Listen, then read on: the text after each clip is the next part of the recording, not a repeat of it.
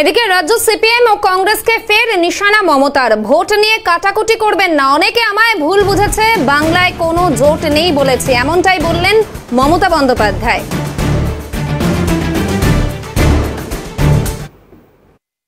Vote নিয়ে কাটাকুটি করবেন না, তার কারণ কংগ্রেস আর সিপিএম মিলে বিজেপির টাকায় তারা ভোটে দাঁড়িয়ে ভাবছে একটু ভোট কেটে দিই, তৃণমূলটা যদি হারে তাহলে আমাদের লাভ হবে।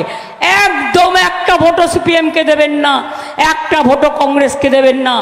অল ইন্ডিয়া লেভেলে অনেকে আমায় ভুল বুঝেছে, আমি বলেছি বাংলায় কোনো জোট নেই, কিন্তু ইন্ডিয়ায় যে জোটটা ওটা আমি তৈরি করেছিলাম, ওই জোটটা দিয়ে আমরা সরকার তৈরি করব, আমরা জোটে থাকব, জোটে আছি আমরা। এখানকার সিপিএম নেই, এখানকার কংগ্রেস নেই, কিন্তু অল ইন্ডিয়া লেভেলে ইন্ডিয়া জোট আমি তৈরি করেছিলাম এবং ইন্ডিয়া জোটে আমরা থাকব। ভুল বোঝাবুঝির ব্যাপার নেই। ভোট হলদিয়ায় জোট নিয়ে নতুন ব্যাখ্যা মমতা বন্দ্যোপাধ্যায়ের, একই সঙ্গে রাজ্য সিপিএম ও কংগ্রেসকে কার্যত বিঁধলেন তিনি। একটি ভোটও কংগ্রেস বা সিপিএমকে যাতে না দেওয়া হয় এমনই মন্তব্য করলেন তিনি।